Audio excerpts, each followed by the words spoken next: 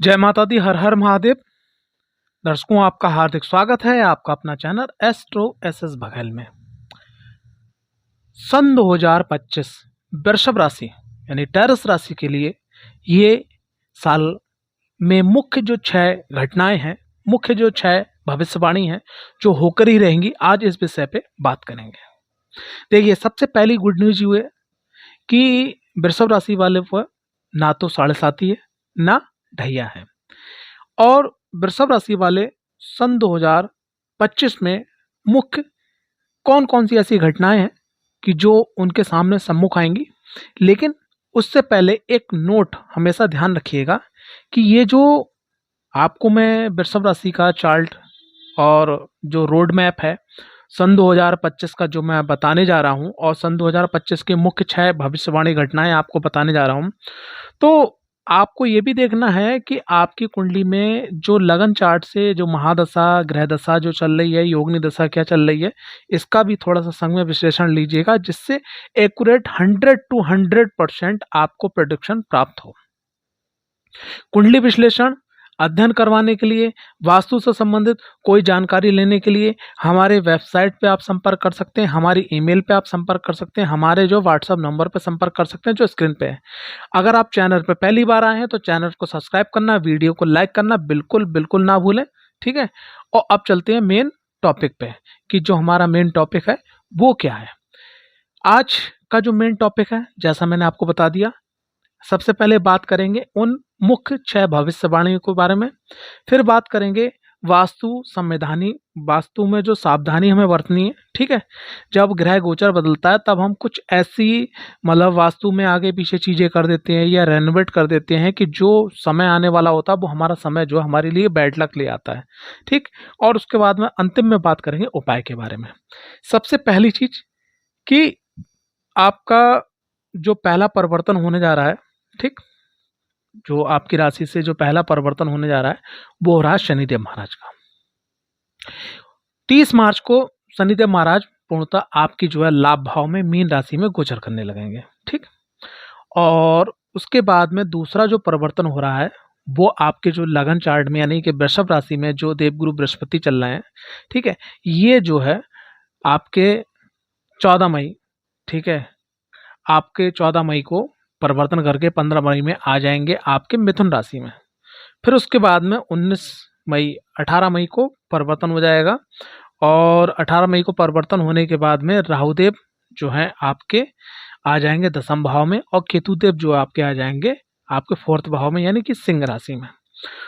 तो सबसे पहला मैं आपको बताना चाहूँगा, वर्तमान समय में शुक्र जो है आपके 10वें भाव में चल रहे हैं, फिर लाभ भाव में आएंगे। फिर जो शुक्र का जो ये समय है, ये समय में आपको एक सन 2025 में सबसे पहली चीज़ क्या है, मार्च अप्रैल में जैसे जिन लोगों के लव रिलेशन में प्रॉब्लम आ रही थी, पहली भविष्यवाणी, जिन लोगों के लव रिलेशन में प्रॉब्लम आ रही थी या जिनकी जीवन साथी के प्रति जो है जिसको बोलते हैं एक प्रेम, एक अट्रैक्शन होता है, वो कम हो रहा था, या जिन लोगों को जो है लव रिलेशन के लिए नए साथियों या नए व्यक्ति की तलाश थी, तो वो तलाश आपकी एक प्रकार से पूरी होने जा रही है। आपको आपके समझने वाला व्यक्ति आपको जरूर मिलेगा, और ये मार्च अप्रैल के बीच में इसकी पूर्णतः संभावना है। सेकंड जो भविष्यवाणी है वो ये है कि मनोकामना लाभ की स्थिति बनेगी और आय में वृद्धि होगी। जब शनिदेव राशि परिवर्तन करने के बाद में 30 मार्च को पूर्ण रूप से आपके आ जाएंगे मीन राशि में, तो शनिदेव महाराज जहां बैठते हैं उस जगह की वृद्धि करती हैं, यानी कि लाभ में और आय में आपकी वृद्धि होगी, ठीक है। लाभ में भी वृद्धि होगी, आय में वृद्धि होगी, लेकिन जो शनिदेव है शनै शनै यानी धीरे धीरे चीजें जो है आपकी आपके फेवर में बदलना चालू हो जाएंगी, और आपकी जो मनोकामना रुकी हुई थी, जैसे आपने सोच रखा था मैं ये करूंगा, लेकिन वो चीजें नहीं हो पा रही थी, लेकिन अब वो होना शुरू हो जाएंगी। अब उसके बाद तीसरी जो भविष्यवाणी है कि शनिदेव महाराज की परिवर्तन होते ही शनिदेव महाराज की जो तीसरी दृष्टि है वो वृषभ राशि पर पड़ेगी। इससे क्या है कि थोड़ा सा आपके काम में डिले आना, जैसे आपने जो काम 2 तारीख को सोचा वो 5 को हो रहा है, 5 को सोचा वो 15 को हो रहा है, ठीक है। पहली चीज ये होगी। दूसरी चीज के हल्का मीठा मीठा सिर में जो है दर्द आपके बना रहेगा, ठीक। तो ये आपके संग चीज हो जाएगी। अब चौथी बात करते हैं।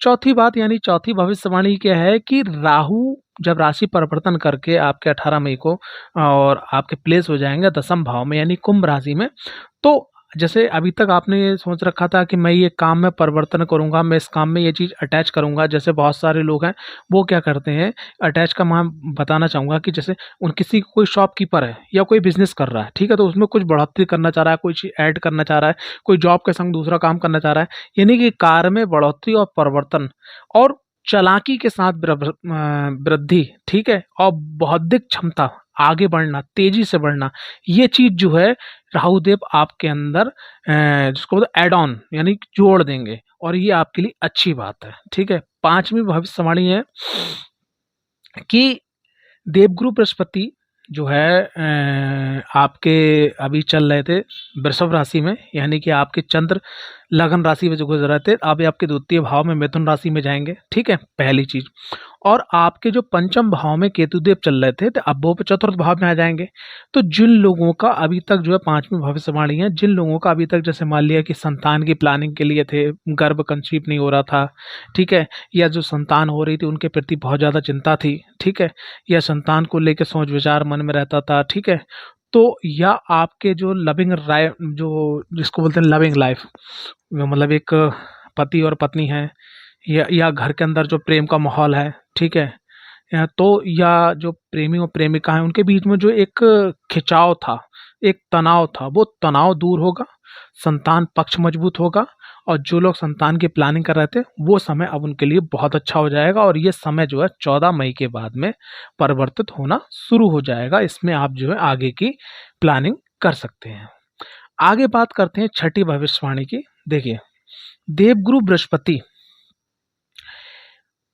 आपके चंद्र लगन यानी वृषभ राशि से मिथुन राशि में आएंगे। तो जैसे वो आएंगे तो पहली चीज जो आपके संग बनेगी, आपका रोग बढ़ सकता है, कर्जे बढ़ सकते हैं, शत्रु में वृद्धि हो सकती है।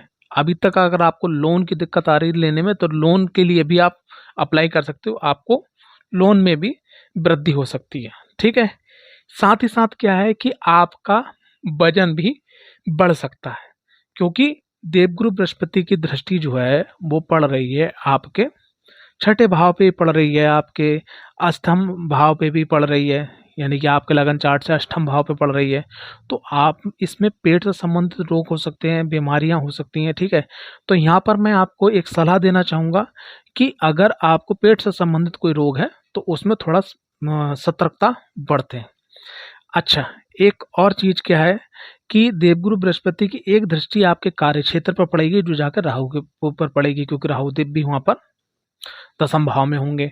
तो ये चीज आपके लिए अच्छी है कि आपके कार्य क्षेत्र में जैसे मान लिया आप अपने बिजनेस स्किल से, अपने माइंड स्किल से आप आगे बढ़ते चले जाएंगे।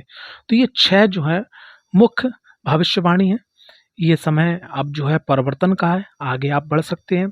अब हमें क्या करना है, अब हम बात करेंगे थोड़ी सी वास्तु की।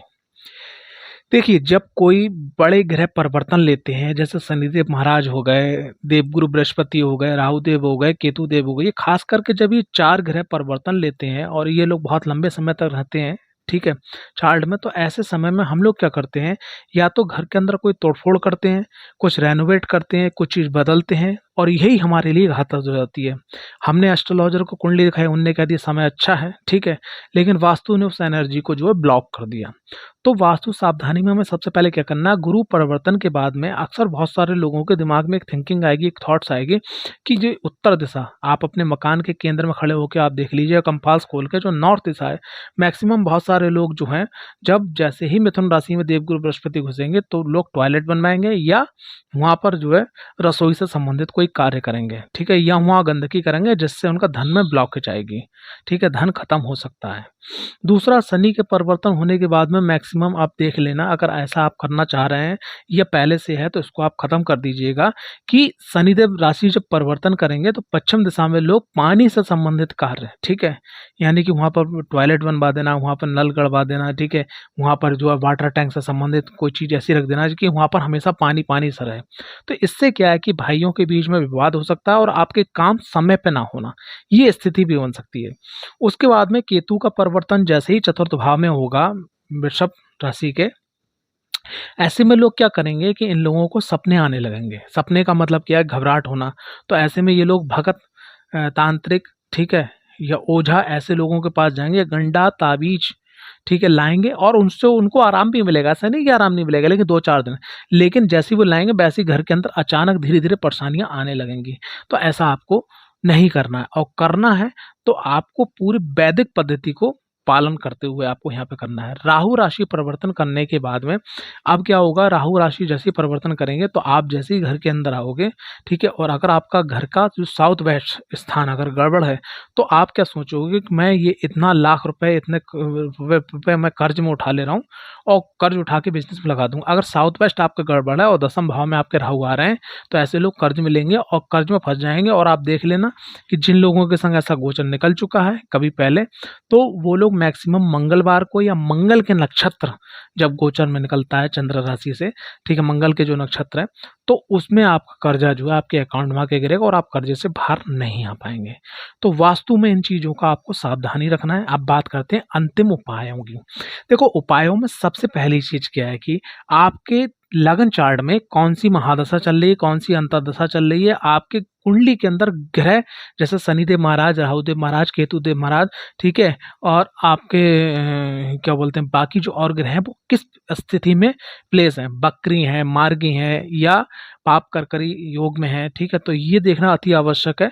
और कुंडली की महादशा और आपका वर्तमान गोचर, ठीक है, इन दोनों की एनर्जी को किस प्रकार से हम पॉजिटिव करके अपने भाग्य को उदय कर सकते हैं, अपने आप को आप सफलता के करीब ले जा सकते हैं। तो इसके लिए कुंडली प्रिडिक्शन होना अति आवश्यक है। दूसरे नंबर पे क्या है कि घर में अगर कुछ बदलना हो, ठीक है, या घर में कुछ आपको रेनोवेट करवाना हो या कुछ आपको नया करना हो, तो वास्तु करवाना अति आवश्यक है। या जो मैंने आपको अभी सिम्टम्स बताया वास्तु सावधानी में, अगर ऐसा कुछ है तो उस तब भी आप वास्तु करवाएं, अति आवश्यक है।